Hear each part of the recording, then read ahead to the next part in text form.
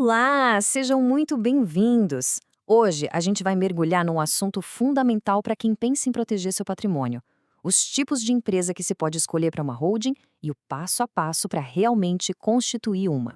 E vamos começar com uma pergunta que, olha, tira o sono de muita gente.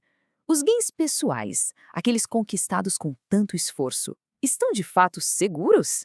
Essa é a grande questão que motiva toda essa conversa. Pois é, a verdade é que essa linha que separa o patrimônio pessoal dos riscos de um negócio pode ser bem mais frágil do que a gente imagina. Sem a estrutura certa, os problemas de uma empresa podem sim acabar contaminando os bens da família. Para a gente desvendar essa solução, nosso roteiro vai ser bem direto. Primeiro, vamos entender o problema, o quebra-cabeça do patrimônio. Depois, vamos ver a solução, que é a holding. Aí vem a grande escolha: LTDA ou SA. A gente vai ver também como constituir uma empresa sozinho, passar por um checklist prático e, por fim, refletir sobre o futuro. Beleza, vamos começar por aí. A primeira parte é sobre aqueles problemas do dia a dia, os riscos e a burocracia que aparecem quando o patrimônio pessoal e o da empresa se misturam. O ponto central aqui é o que a gente chama de problema da contaminação. Sabe, uma dívida trabalhista ou tributária da empresa pode acabar batendo na porta da pessoa física. E o pior, imagina a cena: tentar vender um imóvel pessoal e ser barrado porque a empresa tem pendências e não consegue as certidões negativas. Isso trava a vida. Sem falar que, lá na frente, o inventário se torna um pesadelo de custos e complexidade. Mas calma, para esse quebra-cabeça todo existe uma solução bem estruturada. Vamos falar agora da holding patrimonial, que funciona como um verdadeiro escudo de proteção. Mas o que é, afinal de contas, uma holding patrimonial? Pensa nela como se fosse um cofre-empresa. O trabalho dela não é fabricar ou vender algo. A função dela é simplesmente segurar, administrar o patrimônio dos sócios. Imóveis, aplicações financeiras, participação em outros negócios, tudo fica guardado ali dentro. E as vantagens disso? Nossa, são muitas. A primeira e mais óbvia é a proteção. Os bens agora são da empresa. Ponto. Isso cria uma agilidade incrível. Lembra daquele pesadelo das certidões? Acabou. Para vender algo, basta a certidão da holding. A sucessão familiar também fica muito mais simples. Em vez de brigar por cada tijolo, os herdeiros partilham cotas da empresa. E o custo de manter tudo isso? Olha, uma holding que só administra o patrimônio pode ter uma despesa quase zero. Ok, a gente já entendeu que a ideia da holding é excelente. Mas aí vem a pergunta de 1 milhão. Como a gente tira isso do papel? É aqui que entramos na grande decisão: qual o tipo de empresa escolher? As duas mais comuns são a sociedade limitada, a famosa LTDA, e a sociedade anônima, a SA. De um lado, a gente tem a LTDA, que é mais comum, mais flexível, mais pessoal. Do outro, a SA, que é mais robusta, mais formal e complexa. Essa escolha vai definir todas as regras do jogo. E o legal de ver essa comparação é entender o que isso significa na prática, no dia a dia. A simplicidade da LTD, por exemplo, dá muito mais liberdade para os sócios criarem suas próprias regras no contrato. Já a SA é mais amarrada pela lei, o que pode ser bom para estruturas maiores e mais impessoais.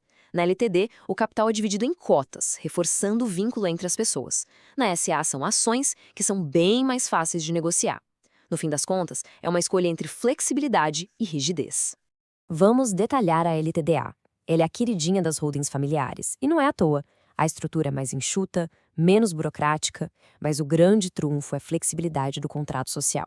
É ali que os sócios podem definir tudo: regras de entrada e saída, como as decisões são tomadas. É um acordo feito sob medida.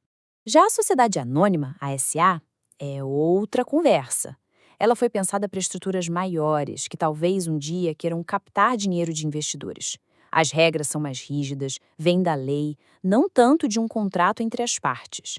É uma estrutura mais impessoal, preparada para um crescimento mais robusto.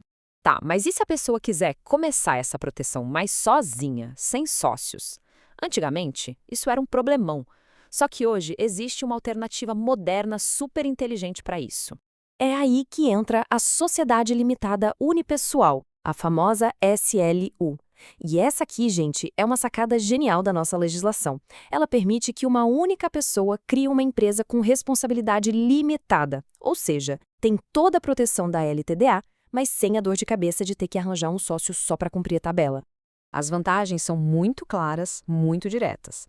Acabou aquela história de colocar um parente com 1% só para poder abrir a empresa. A proteção patrimonial é exatamente a mesma da LTDA tradicional, separando o que é da pessoa e o que é do negócio. E para fechar com chave de ouro, não tem exigência de capital social mínimo. Bom, com o tipo de empresa decidido, chegou a hora de colocar a mão na massa. Vamos dar uma olhada num checklist básico de documentos para começar a montar a holding. E aqui vai a primeira dica de ouro: organização. Ter toda a papelada em ordem desde o comecinho do processo evita muita dor de cabeça e acelera tudo lá na junta comercial. Vamos começar pelos documentos pessoais. O imposto de renda é vital para comprovar a origem dos bens que vão para a holding. E os documentos de estado civil, como certidão de casamento ou união estável, são cruciais porque definem o regime de bens e isso impacta diretamente a estrutura da sociedade. Em seguida, os documentos dos bens em si. A lógica aqui é simples. É preciso provar a propriedade de tudo que vai entrar na empresa. Matrículas de imóveis bem atualizadas, documentos de veículos, escrituras, contratos de gaveta, tudo precisa estar na mão e organizado.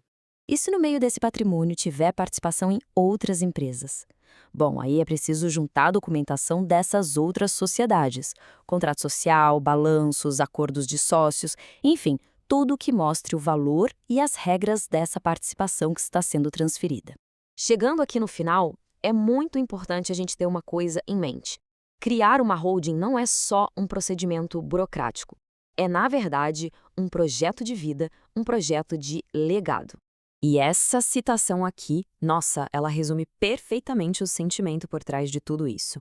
No fundo, o que as pessoas buscam são duas coisas muito humanas: tornar mais fácil a passagem do patrimônio para a próxima geração e, talvez o mais valioso de tudo, evitar brigas e conflitos na família.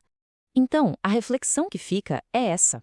Pensar nisso hoje não é só sobre proteger tijolos e dinheiro, é sobre desenhar um futuro mais tranquilo, mais ágil e com mais harmonia. A grande questão é como uma estrutura societária bem pensada pode, de verdade, transformar o futuro de um patrimônio e principalmente das gerações que virão.